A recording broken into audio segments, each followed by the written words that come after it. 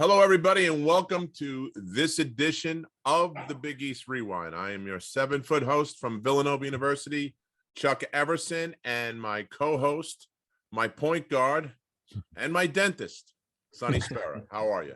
How are you doing, Sonny? I'm doing good, Chuck. Yourself? You good? I'm good. I'm rocking my Philly Eagles today, buddy. I saw that. Philly Eagles. My man Reggie White, number 92. Reg, yeah. The Minister of Defense. You know, the Eagles are really doing well. Very excited about that, being a Philly guy, so we follow the birds in our house. Everybody's they're for real this year. They're fun to watch actually this year. So I'm looking forward to see how they make out. So today, Sonny, we have with us the first and only one and done player in Villanova history. How about that, Sonny? That doesn't happen every day at Villanova. I know Syracuse has guys, they jump ship, but we only had one guy, and he's with us tonight. So this guy was ranked the number 2 player in the nation in high school, and number 1, he was only behind one guy. Do you know who it was? Say Kobe? Yeah, bingo. Good guess. Yeah. Kobe Bryant. Kobe Bryant. So he had a 13-year NBA career. He was also a Big East Rookie of the Year, all Big East first team, all Big East tourney. Was a journeyman in the NBA, had a great career. We're going to ask him about moving around because he played for about 8 or 9 teams in his career in the NBA. And he's a Paterson, New Jersey legend, Sonny. Legend from Paterson, New Jersey, my main man. Catholic. Welcome to the show, Tim Thomas. How are you, Tim? Hey guys, how you guys doing? Doing fine. Good. How are you? We're good, man. How are you? It's been a minute since you and I got to sit down and talk a little bit. Yeah, I think the last time we actually seen each other was 2018 at the we got right? sidelined with COVID and everything. But you come to all the events. I have to give you credit for that. That's it's funny because all of Mass's guys come and Jay's guys are starting to show up in droves now because these guys are starting to wind down their careers a little bit. Right. But Coach Lapis, some of his guys were a little bit tough to get back. I've helped try to get some of those guys to come back. Do you find that to be the case, that some of your brothers that played for Coach Lap are a little bit lagging and coming back sometimes? I don't know. I lived in the neighborhood. I lived in Bryn Mawr for 13 years. So, I was always around. You were there all the time. Yeah, I was always around. So, I don't know. I don't think it's an issue, but obviously guys are getting older and everyone has families and living in different states is kind of hard. But I know everyone is keeping up and watching. One of your, I know a couple, I would love to see Selly come back. I always like talking to John. He was one of your guys, right? He played with you. Yeah. I gotta pass his number on so you get him on. Yeah. John has an interesting. John's great. Every time I've talked to him, I had a good time. And, again, as far as the alumni go, I'm kind of a guy that help our Alicia Davidson kind of herd everybody. To come back to some of the events and stuff, and some of those guys have been a challenge, to get them back. But everybody is, as everybody's welcome with open arms. It's I think Kyle Neptune has continuing that process of having everybody back, and really has the alumni. He nothing's changed in that regard since Jay's been there. Right. No, it's been great. Okay. I got to say something. What's interesting, I know Chuck and I know the Nova traditions and the family creation and the atmosphere, but 1 year in college, you would think maybe not as tightly wound, but that's not the case. How's that happen? Well, for me, my decision to go to Nova was based on the family atmosphere. So I took no official visits whatsoever. On one weekend, I just decided to go down and check out the campus, right? And during the middle of the day, I walk on campus, and first person I run into is Chuck Cornegay. And he showed me where the rest of the guys were at, and everyone was in the hall eating. And I just walked in the hall and start, hanging out with the guys. Went to a few classes just to kind of get the lay of the land a little bit. And then I stayed over. I went to practice, watch practice, Lapis, and everyone had to shut off the media, right? And I went to watch practice, and then I stayed over, and Nova had played UConn at the Spectrum, and I believe that was probably the last college game at the whole Spectrum. Yeah. Which was a thrill. Curry was going up against Ray Allen and that crew. And I went back and I just, started deciding, trying to figure out, what my decision was gonna, be. And once I decided not to go pro, I knew just going to Nova would be everything that I wanted, because obviously Lap was going to let me come in and play the 3 spot, which I wanted to go into the NBA as a 3-man. So that was interesting, and that kind of, pulled me in a little bit. And then the fact that you had Alvin Williams and Jason Lawson, that was also on the NBA board. And I figured those guys can kind of help me, through the process of, just learning what it's about to, work hard at the next level, because, you're coming out of high school. And they did a great job of that. And obviously coming in as one of the best players in the country, they basically just gave me the reins and said, here is your team, and just go. And we had a good year that year. We had a great run. So Tim, how close were you to just bypassing college and go and jump into the league from Patterson Catholic? I was close. I was close, Chuck. I literally had $19 million sitting on the table. Wow. My senior year in high school. So wow. I mean, 19. You turned down $19 million.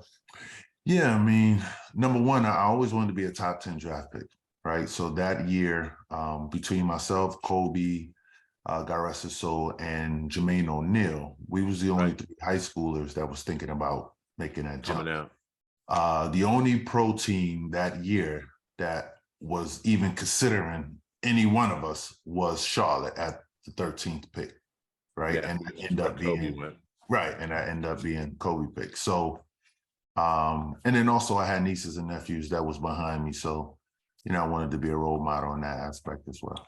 What went into the decision for you to take a year of college? Why would you do that instead of going for the 19? Chuck, I had so much going on. I had so much. I had family members that was claiming to be family members, right? Because the money was on the table, right? So you had cousins that you never met and saw before in your life, right? Hey, family got bigger. Yeah. That's amazing, it got bigger, how money instantly, does that, Tim. Instantly. So everything was happening, at a fast pace. And honestly, going to school kind of slowed that whole process down, because I got a chance to kind of really figure out who was who, who was just coming around for the money and all of that kind of stuff. And, I would never change, my decision, but obviously, it was a quick 6 months for me. And yeah. Yeah. Was that a distraction for you when you were at school? I mean, you still went to class. I know Lap didn't let you scoot on that stuff. I know you had to go to class, and, did you wind up getting your degree from Nova eventually? No, I didn't. I did go to class. Lap was on everyone about, making sure we went to class and all of that kind of stuff.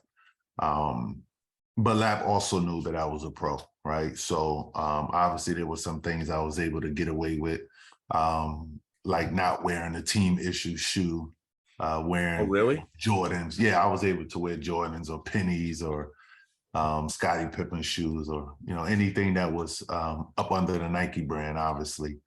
So that was a thrill for me. And then once we lost in the tournament, Lapis had no idea that my wife was my girlfriend at the time was pregnant, and she was at Georgetown. So that also kind of helped factor in on my decision making. So quick story, when we lost to California in the second round, as soon as we got back on campus, I might have stayed on campus maybe 2 days, and then I shot down to Georgetown, right? So this is before social media and all that stuff. Right. And word got back on campus that I was not in class, right? I wasn't on campus, and I was at Georgetown. So Lap and Paul Hewitt instantly called me and said, "Are you transferring?" And I was like, "Yeah, I'm transferring to the league." Yeah, right. And I just had to explain to him what was going on, the situation and all that stuff. So eventually they set up a meeting for me to, meet with a couple of agents and, start my pro career, so. How involved was Paul in your recruitment? He's a pretty good friend of mine. How was that? Paul was big time, big time. Paul might have called me at least 3 times a day. He was a good guy. And, we had to negotiate a lot of different things because, back then, if you're 6'10", 6'9", 6'11", you're instantly a 4 or 5. So they just understood. Paul understood my skill set, and he kind of forced the issue with Lap. And Lap just, obviously, followed the game plan, and that's how I was able to come in and play the 3. And Paul actually, recruited me, convinced me to come to Nova, and then he also convinced Zeffy Penn to redshirt so I can come in and play the 3. So that was good. Paul played a major part. It's funny, that team that you were on at Nova wound up having 5 future pros there. You had Selly, you had Alvin, Jason, and Malik, and yourself. Now, Malik was a freshman on that team, so they didn't really, he was just working. He was just building to get to that level, but he wound up being a pretty good pro. You had 5 pretty good pros. They had a lot of longevity in the league, most of those guys, right? Yeah. And the funny thing, if you add Shaheen Holloway to that, right, which that class, that 96 class coming out of New Jersey was one of, probably, you can put us up there with some of the great ones. We all was trying to go to school together. All of us. So,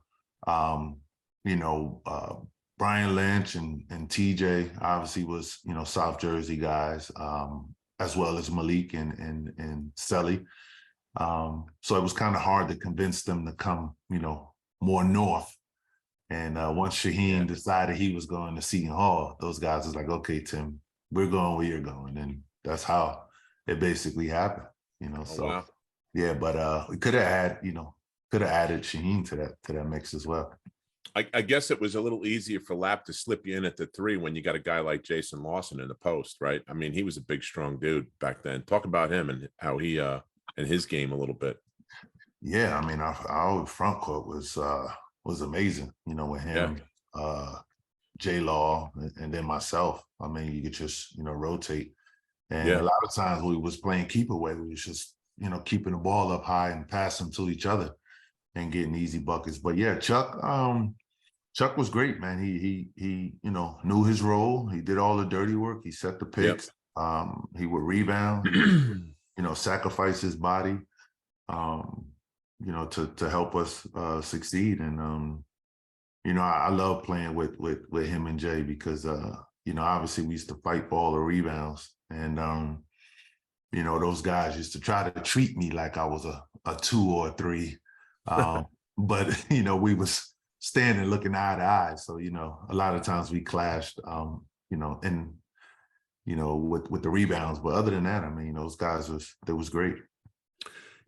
Coach Ladd, did he do anything different offensively because of the situation? You're being the 3 and the other size. I mean, did he modify his offenses and stuff?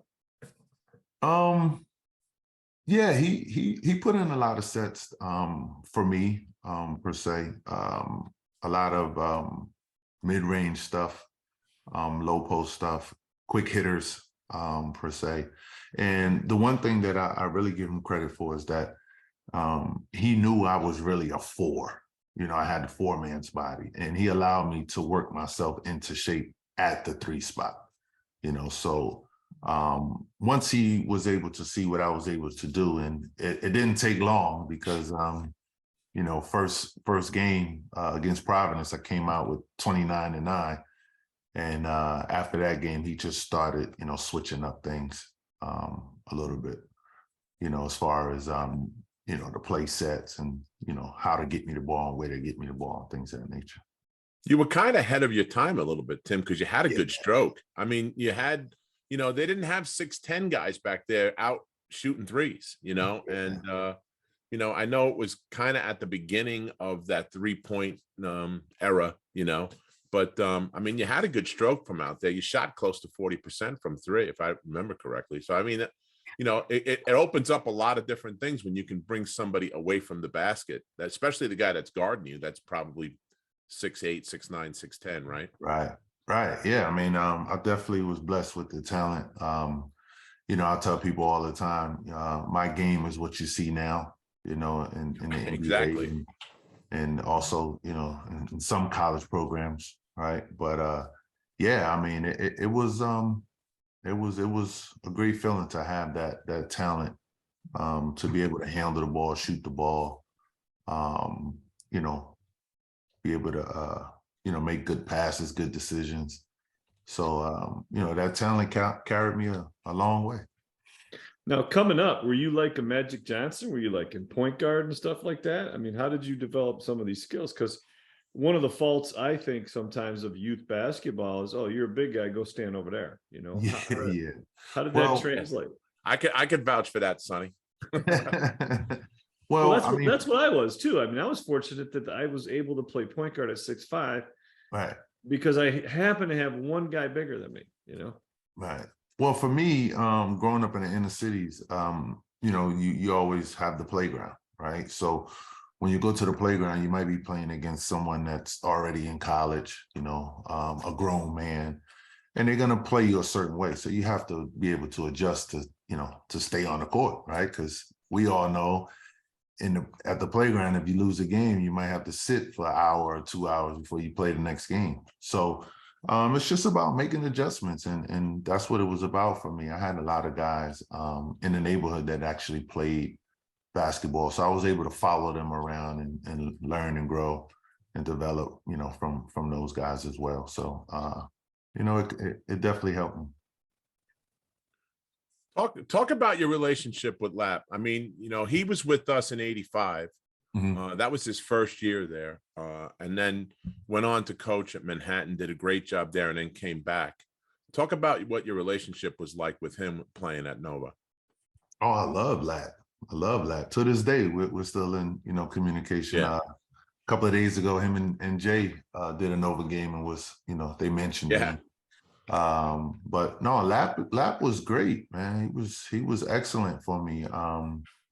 In high school, being 6'9", 6'10", already with an NBA body frame, it was kind of easy for me, right? So Lap was the first coach that I had that really pushed me, to get better, to become better. And I really didn't have a real understanding of what that meant, because obviously I was young, coming out of high school, being, one of the national players within my class. So yeah, that was great for me. I mean, across the board, and in every process of making a decision, Lap was right there. I never really bumped heads with Lap, other than the one time the one time we played University of Penn, and the game got a little physical, and I got kicked in the calf. We was up like 15 or something like that. And I don't know who it was per se, but one of the players got a little frustrated on the Penn side and kicked me in the calf, and my calf swelled up. And Lap, I told Lap that I didn't want to come out the game. And he let me have it, because you could look down and look at my leg, and it was just swelling up by the minute. And that was the only time we really kind of clashed a little bit, because I was actually having a good game. And I think Lap thought I was gonna go back in the game and retaliate, on the kid that actually kicked me. So, but no, man, I love Lap, man. To this day, Lap was again always in my corner, always in my corner. Well, you had to be a target coming out, because I think, I mean, I could be wrong, but you had to be one of the top recruits that Nova ever got. Yeah, come absolutely. in. Right. Right. So you had to be the focal point for a lot of teams. And you know, the old saying, right? If I get him thrown out and I get thrown out, it's a good trade for us. I mean, talk a little bit about that, because that had to be, you know, part of a strategy. It was. And again, Lap would, always have my back. And as a coach, you want your coach to, if he has to go get a tech, right? If you're not getting calls and, he has to go get a tech to, kind of settle things down. Lap was quick to do that, right? And he didn't need to protect me on the court because obviously I can handle my own, but obviously, team game plans and different things like that. Lap always try to figure out a way to, get me off. Or, he would tell me like, Tim, tonight is not your night. First half, let's move it.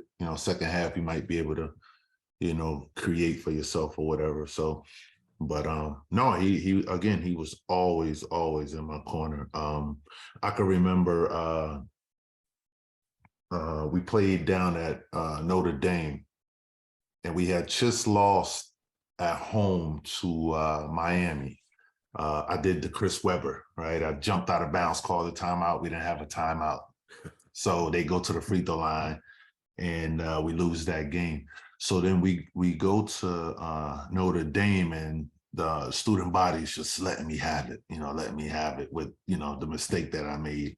And the smallest guy on Notre Dame team, their point guard, was the one that was instigating everything. This guy was, pushing me and, just trying to get me riled up to kind of, like you said, kind of, get in my head or get me out of my game. And Lap stepped right in once again and got a tee, and it kind of settled us down. And then we was able to go on a roll and go ahead and win that game. So again, yeah, I mean, we had a lot to go through together, but Lap was again always in my corner, just trying to help me through the process. So going into the Big East, and the Big East was well established, a solid conference. Who are some of the guys that you look forward to going up against, or who were some of the teams? I hope one of them was Georgetown, but we'll leave that alone. Oh, of course. Who are some of the guys? Well, my wife went to Georgetown, so that was always a thrill to go down there. And we actually got into a scuffle down there at Georgetown. But yeah, we did it a little bit. They don't play physical. Yeah, they don't play physical or dirty at all. Yeah. No. So when I was in school, you had Austin Crozier, you had Felipe Lopez, you had Shamgod with that Providence crew as well. Yeah. I'm trying to think. West Virginia was pretty good.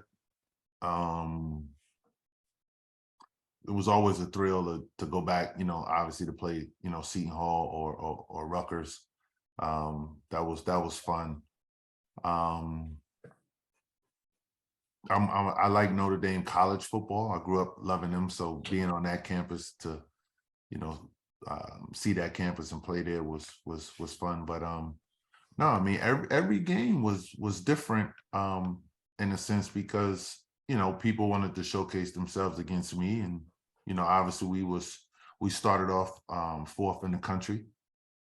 So we had a target on our back, almost every single night. If it wasn't personally, it was team related. So did teams throw like their big guy at you? Like, I mean, Syracuse, Eton. I mean, was there some guys that they just put like somebody? Let's play him physical. Let's make sure he gets hit. Well, no, not necessarily. That didn't happen until we got into the tournament. California did that. They had Tony Gonzalez guarding me, and then they had I think they had about 2 or 3 7-footers that they was just rotating. So for the most part, I was guarding, the smaller guys that was playing the 3. And obviously they was guarding me. So that's where I kind of try to take advantage of them in the post. And then obviously if I was doing a lot of posting up, obviously the bigs would switch on me and stuff like that. But I rarely got those opportunities because me, Jay, and Chuck, we played a lot together. You know, we was on the floor a lot. Unless one of those guys got in foul trouble, and then obviously I would move to the 4 or to the 5, and coach would then bring in Howie Brown to play the 3 or TJ or someone like that. So yeah, but no, I mean, for the most part, I've seen a little bit of everything, you know, so. I'm sure, you know, because it was a pretty smooth transition because Kerry had just left and you came in. So they went from one big gun to another, you know, and a different kind of player, different style, but still the guy that, you know, they had to have one guy that everybody was looking out for, you know, on the other team. You definitely were the first guy they spoke about when they did a game plan, you know. Yeah, so, yeah, definitely. So, you know, it was one of those things, but I think that helped in putting us, you know, so highly ranked at the beginning of the season, you know. That was probably a big thing with that, you know. Talk about your good friend Kevin Freeman that played with you in high school. He was on those UConn teams back then too, right? Were you close with him? Yeah, that's still my guy. Still my brother. Yeah, so that was it was a little awkward playing against Kevin for the first time. You know, when you're in practice in high school, most of the time you're on the same team. Right. Rarely, you know, do you really compete against each other. So it was a little awkward, but you know, we just went at it as warriors, you know, and he's definitely, you know, a good guy, and I love what he's doing, you know, down at UConn. I'm happy he's, you know, back in they're back in the mix now. Yeah, back in the mix and doing well down there. Him and that's good. And Danny Hurley. Yep. Talk about your favorite Big East tournament memories, Tim. I mean, you know, the Big East tournament when Sonny and I played was the biggest weekend. That Final Four weekend was it, man. And you got to experience that at the Garden. Talk about what that was like and some of your fondest memories of not only playing in the Garden in college. Obviously, you did a lot of playing in the Garden in your career, but playing in that Big East tournament. What were some of your best memories of the tournament? I mean, just everything about it. Again, growing up watching you guys play, you know, seeing the rivalry games with Syracuse and Georgetown, and you know, just all of the great players that come out of the Big East. It was a thrill, you know, to be able to be in New York City, play in the Garden, you know, just having that atmosphere, you know, right there, you know, each and every night. And for me, I would say the biggest thrill was, well, we lost in the championship to Boston College. Right, BC, right. Yeah.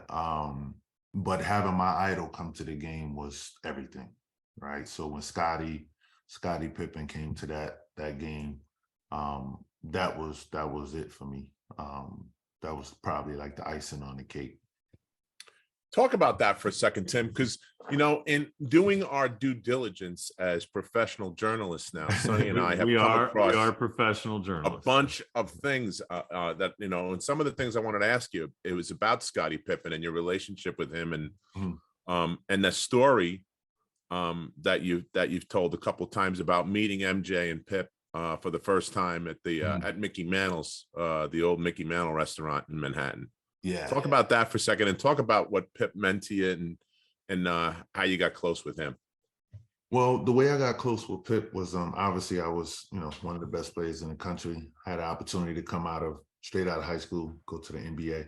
So Pip agent was actually trying to sign me if I was going to go pro, right? So obviously the best thing to do is, you know, kind of throw the client at another client, right?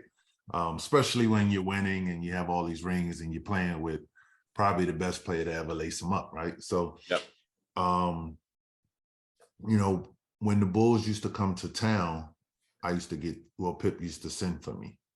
So, you know, Philly, DC, New York, Jersey, he would send for me. So that started probably my sophomore year in high school. So I used to be around all of the good games and, kind of seeing those Knicks Bulls playoff games and all of that kind of stuff. So it started there. Obviously, he was a little older than me. He would keep tabs on me throughout the rest of my, high school career. And then, I would go to him for advice on my next steps, especially when it was time to make a decision on going pro or picking a college. So, once I decided that I wasn't going pro and that I was going to go to college, he would, give me some insight on things to do, what to look for the next level whenever I decided to go. But super, super, super, super helpful, great individual. Was definitely one of my idols, a guy that I looked up to that played both ends of the floor. Obviously, he was a three that was athletic. Yeah, wait a second. A 6'8" three man with length and arms. I mean, I don't even see the resemblance. I'm having right. Right. Yeah. The only difference was I wore 3 in college instead of 33. Right. So that was probably about it. But no, I mean, he was just it for me, man. And that night, I got invited to New York. At first, they told me it was just going to be me, him, and his agent talking about the future. And I had no clue that I was going to be invited to the team dinner down the street at Mickey Mantle. So we pull up right there across from Central Park, and it's just a line of people outside of the plaza. It's just like I would say maybe 2,000 people just sitting outside. And obviously I knew they were staying in the hotel, but I did not know the whole team was just going to walk down the street, to this restaurant. So I literally got there in time to see everyone coming out of the hotel. And it just seemed like MJ was just floating up the street. It didn't even seem like he was just, walking, because you know how it is when you see one of your favorite players. It just seemed like he was just floating up the street. And when we got inside, yeah. I mean, could have been, or the security was grabbing him and walking him up the street. But once we got inside, I met all the fellas, and everything was just basketball talk. And obviously everyone was kind of picking on the young fella, telling me, once I get to the league, what they're gonna do to me and all that kind of stuff. But it was fun. Got a little dinner, went back home, and the next day was obviously a game day, so I went back and checked out the game. But I had great times with Scotty and the Bulls, and just that experience before I actually got into the NBA. How cool is that you got to hang out with and get to know one of the guys that you looked up to as a young kid, 10th grade, you're talking about, sophomore in high school, you're getting to hang out with the championship Bulls. Yeah. And your favorite players, Pip and MJ, and that had to be the thrill of a lifetime, Tim. Oh, definitely. Can't even imagine that. That's unbelievable. Couldn't have hurt with the ladies. Hey, listen, girls, I'm going to be with Pip. Yeah. I'll catch you later. I'm going to go talk to my boy. Well, we wish it was social media and things like that back then. So my goodness, share it and all that kind of stuff. But no, it was great, because at that time I was trying to absorb all the information I can get, especially. And what better guys to gain knowledge from if you're talking to them about, some of the pitfalls and stuff to look out for. I mean, holy cow, that's got to be unbelievable. Nobody higher. Definitely. Nobody better than that. Shit. Yeah. So it was a great experience. But Pip actually, a funny story. He actually told me, he said, "I'm not going to let you hang out with me until you finish your rookie season." He said, "I don't hang out with any rookies." So literally, once my season was over, they used to have celebrity games in Chicago where they used to bring all the players out and stuff like that. So I was invited to that. My rookie year, summer of my rookie year. And that was really like the first time we really, really hung out, where it was like almost like big brother, little brother, situation where I was able to go to the house, and, he gave me, a room to sleep in for a couple of days, and, training with him, and, all of those kind of things that you really, really look forward to outside of just sitting, having dinner and stuff like that. So can I ask you, in high school, was Patterson Catholic and St. Anthony's, was that a arch rival of you guys? For me, it was because we always found a way to lose to, Coach Hurley in St. Anthony's. In a 4-year span, we might have lost to him 3 times. So I only won the state championship, believe it or not, my sophomore year. Wow. Right? Being, one of the best players in the country. So I had, St. Anthony's with the crew that they had, and obviously I was battling, Shaheen. I was battling John Celestin and his crew, and Malik and his crew. So it was a lot to deal with. But yeah, Mr. Hurley always had, a game plan for me each and every year. So to this day, I tell him I don't know how, but you guys always would find a way to beat us. There you go. So Tim, talk about, I'm always interested in this because you knew you were going to get drafted. You just a matter of where, right? I mean, talk about the process of the draft. And did you go down? Was it at the Garden? Did you go to the Garden or wherever it was? Were you one of those guys that was waiting around? You got picked 7th by the Nets and immediately got traded to the Sixers, right? Right. So talk about, did you know prior to, and how close to when you were actually picked did you realize that number 7's coming up, this is where I'm going? Talk about that process for us. Well,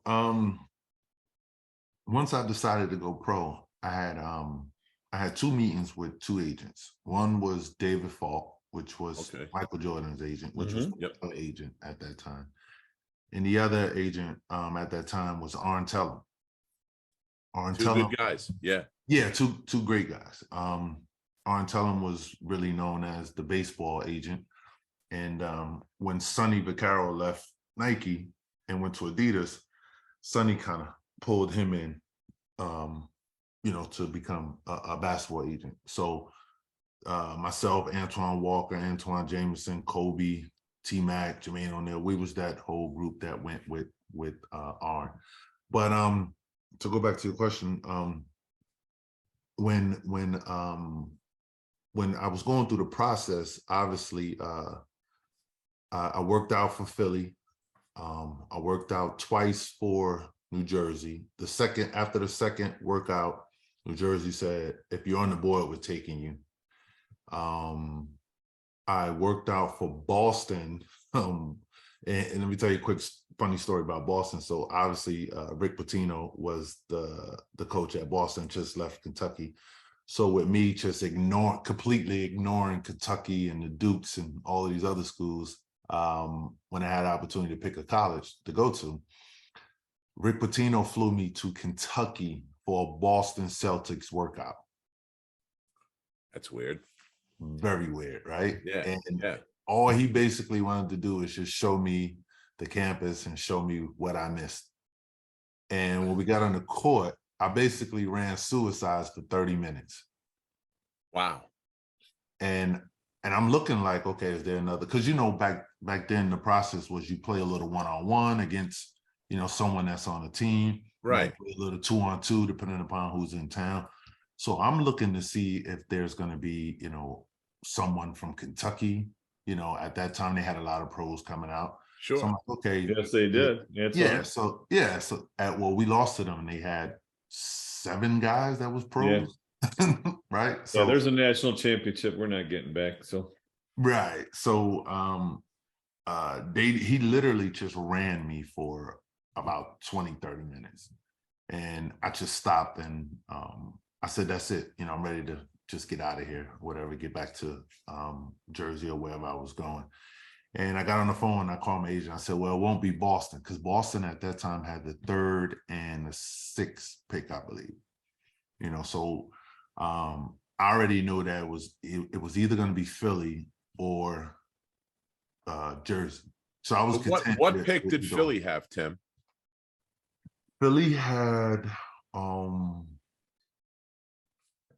think Philly had the 2nd pick. Okay. or the third pick, they took Van Horn. Oh, right, Keith Van Horn. Oh, and that's how he got to Jersey. Yeah, so basically what Keith did was he told David Falk, once Philly drafted him, that he didn't want to play with Allen Iverson because he didn't think he would be able to keep up with the speed. Honest assessment of himself. No, I think. Yeah, I mean, that's pretty honest, for him to say that. Yeah, but you're a pro. You got to be able to play with the big boys. Yeah, you got to be able to adjust. It's not college. I get it, but I mean, so that's how the trade happened on draft day. Wow. And then we actually got traded for each other again later on. Yeah, that's right. So it the whole Keith Van Horn thing has been kind of a little weird, but he's a good dude. Good dude. Love competing against him. So when you go back, that was the process. I went through that, and then obviously Jersey drafted me. They really wanted me, but with David Falk being a power agent, he made that move, and I still think it was good for me because that style of play in Philly was great. Yeah. And I was able to run the floor. You had a good year. You had a good year your first year. Yeah. And you were able to stay in Philly where you knew a little bit about that city. Yeah, I was going to say, you didn't even make a long distance phone call anymore. The hell, no. You probably played pickup with those guys at Jake's or whatever. We used to play pickup with the Sixers at Jake's all the time, right? Yeah. So I mean, so you probably were very familiar with that whole situation. That made you feel comfortable, I would think, because you had a real good freshman year, rookie year. Yeah, I mean, I felt very, very comfortable. Derrick Coleman was a guy that played in Jersey, so I would go to the games and check him out. So he was, also, a great vet, kind of helped me through the ropes a little bit as well. And then, with Allen, he was trying to find his way in the league his second year. And, I was coming in just trying to, figure out my niche. And you got to remember, we also had Jerry Stackhouse. Yeah, right. I remember. So we had a nice squad. Yeah, 1 through 4, we was solid with guys that can score the basketball. So you wind up with the Sixers as we were just discussing, and then in your career you had 2 stints with the Knicks, 2 stints with your beloved Chicago Bulls. Scotty's old team, but you were on 9 different teams. Tim, talk about what that's like from a personal standpoint of your, a quote unquote journeyman, right? Mm-hmm. I mean, I'm curious, like, do you buy a house when you go to a different team? I mean, you got married young, so you have a wife, you had a kid early, right? So now you got a family, and now you got to uproot everybody and move to Milwaukee, or uproot everybody and move to Chicago or Phoenix. Talk about that, and what kind of strain did that put on your relationship with your wife? Well, again, our first home was in Bryn Mawr, so that was our foundation. So once I, obviously, her coming to visit me when I was in college, she kind of found the lay of the land, right? You got to know where the mall is at and all those kind of things. So she was comfortable with. She found King of Prussia right away, I bet. Right away. Yeah, man. So she was comfortable with the neighborhood, and obviously once I got settled after the trade and everything, we found out our first home, and that was our foundation. So when I got traded from Philly to Milwaukee, I just did the rental, the condo rental thing. And when you get traded, the next team that you're going to, they help you through the process, right? So if you're looking to buy a home, they'll help you with that. If you have kids, they'll help you, find the best schools, for your kids, and things of that nature. So it's very convenient. It's not as stressful as just everyday life where, okay, I want to move to Texas. Now I got to go find my own place and do it yourself type thing. You probably have the process down to a science, I would bet. You're moving 9 or 10 times in a relatively short period of time, right? Yeah, well, I was in Milwaukee for 5.5 years, so I was stable there. We had a nice run. I think that 01 year, we should have went to the finals against the Lakers, but the Sixers end up getting there, which was that was a tough one. I was happy for the brothers to make it. But I was in Milwaukee for 5 years, and then when I left Milwaukee, I came back to New York, and that was a thrill for me because obviously I grew up a Knicks fan, still a huge Knicks fan. So playing in the Garden, being able to, be with the Knicks for a year and a half was great. Going to Chicago, the first stint in Chicago was terrible because they basically was upset at me because I didn't sign during my free agent year. So they basically made the trade to put me on the shelf, per se. Yeah. So I was literally in Chicago probably a month, and I was able to work out a deal with management for them to send me home until they actually found the trade or figured out to buy me out, right? So I went from Chicago to Phoenix in that same year. Had the playoff run with Phoenix. Had a great playoff run. I Right. want to ask you while you mention it, let's just stay there for a second. Talk about Game 6. You hit the 3 against Kobe and the Lakers. I think you had a double-double. I think you had 21 and 10, right? And then you hit the 3 with 6 seconds to go to put it into overtime. That was quite a run, Yeah, that was great. That was great. And then you ran into was it the Mavs at the end? That kind of we ran into the Mavs. Yeah, we ran into and that was right at their heyday, man. That's Dirk and all those guys, right? Yeah, well, a lot of people, that was during their heyday. They had a really good team. But we went to the Western Conference Finals literally with 8 guys. Yeah. I was the only big. The bigs was hurt. Kurt Thomas and Amari Stoudemire. Amari was out, yeah. So I was the only big, myself and Boris Diaw, and you had Sean Marion playing some 4 as well. So, but you flourished in that situation, Tim. I mean, for being the only big guy. I mean, you were a big reason why they went as far as they did at that time, because that when Amari went down, you stepped in and and then played your ass off at that point. Was that the 7 seconds or less team? Yeah, that's right. Oh yeah. It was the system, honestly, because I had the opportunity to go sign with the Spurs that same year. And I knew if I would have went to the Spurs, I would have played, but I wouldn't have played as much because obviously that was still that was a squad over there, yeah. Yeah, that was a squad. And I was in a situation where I was still looking to get another deal, right? So I chose Phoenix because of the actual system. And also I knew with Steve, because of playing against him, how hard it was to defend him in the pick and roll, right? Because he was a guy that can shoot it. He'll turn the corner and find anyone, left hand, right hand, behind the back, right? So I just figured, okay, if I'm with Steve, setting the pick and creating space, and being a good shooter, I mean, it's just a no-brainer, right? So first, I remember the first game with Steve, I had like 20, and it was like an easy 20. There was nothing in the post. It was probably about 8 jump shots and, a few, layups or dunks. And I was like, oh yeah, this is going to be fun. So yeah, that was a great run with that makes your life easier when you're able to get the ball in rhythm, or when you get the ball where you want it. It makes everything easier when you have a guy like him that can distribute like he did. Yeah, That's why he was MVP twice, right? So he he definitely knows his stuff. There's no doubt about that. He was great guy and great player.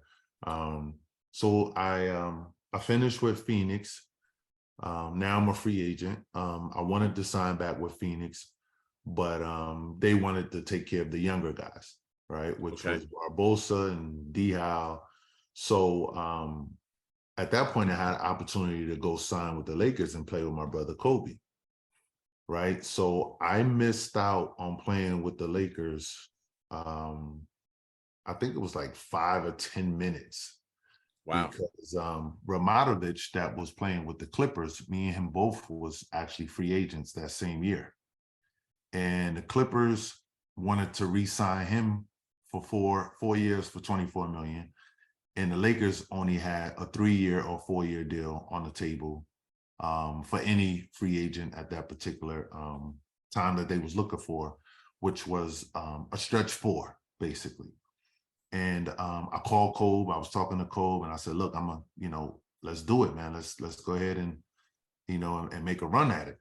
And before I can actually call the Lakers back and say, I want to take the deal, Ramadovich had already took the deal. So that's how I ended up going to the Clippers. Right. And playing with Cuttino Mobley, who's a Philly guy. Yeah. Elton Brand, who's, New York guy. And obviously playing with Sam in Milwaukee, I just felt comfortable there. Right. So I was there with Mike Dunleavy, the great Mike Dunleavy, for 2 years. And once guys started getting hurt, Mike had to make some moves. And that's how I got traded from LA back to New York, because Mike, he literally came to me. Mike is such a good guy. I love Mike to this day. He literally came to me and said, "Tim, obviously we're losing. We have to make a move. I need to trade you," because Mike, a lot of people don't know, Mike used to coach off of percentages. So if you was hot, if you was able to shoot the ball and you was in rhythm, you would play more than the next guy. And it was just a little weird, but that's the way he coached. And when I signed with the Clippers, they had Elton Brand, which was, one of their go-to guys. And they also had big Chris Kaman, which was a big 7'1" guy that was playing in the inside. So they basically signed me to do what I was doing in Phoenix, which was to shoot threes and be a stretch 4. So obviously your percentages is going to go up and down like a roller coaster with that. So I got traded back to New York. The second stint was more of a role model type thing with that team. It was a younger team. That was David Lee and Chris Duhan and who am I forgetting that was on that team? Charlie Ward. But that was that group. And then obviously I went back to Chicago. Yeah. And this time it was a little different because my former teammate, Vinny Del Negro, was the head coach at this time. And he wanted me to come in and just do the mentoring thing as well. And that was Derrick Rose rookie year, Ben Gordon's, I think, second year. Tyson Chandler was on that team. I'm not sure. But and then, from there, I was able to work out another deal to get out. And then that's when I went to Dallas and I finished up there. Wow. Well, listen, it was a heck of a career, Tim. 13 years. That's anybody would sign up for that, brother. So we're getting close to wrapping this up. Tell us a couple of good stories, stuff that happened in the game, some trash talkers, or tell us 1 or 2 good stories, and then we'll call it a night. We'll wrap it up. From college or from in the NBA stuff. NBA, everyone was trash. Well, talking. Yeah. I mean, everybody was, big time trash talkers. One funny story, just to that. I could tell you a story. I thought Shaq had broke my toe, right? So Shaq wears a size 23. Yep. I think Mutombo wears a size 21, right? I have their shoes in the basement. But anyway, we used to always have success when I was with the Bucks. We used to always have success against the Lakers because obviously I was a stretch 4, stretch 5. I could stand behind Shaq and wait for the double team, obviously. But on the other end, Shaq couldn't, come out and defend me at the 3-point line. So we was caught up in, the action of the game. And I'm in the paint, Shaq's in the paint, and Shaq literally jumps and comes down on my foot, and he just stands there, and he's just like looking dead at me, like dead in the eyes, to see if I'm gonna be like, ouch, or get off my foot, or you broke it or whatever. And the pain that I felt instantly was like, I know my toe is broke. I just know 2 or 3 of them is just broken. Like I'm gonna be out 2 or 3 months, right?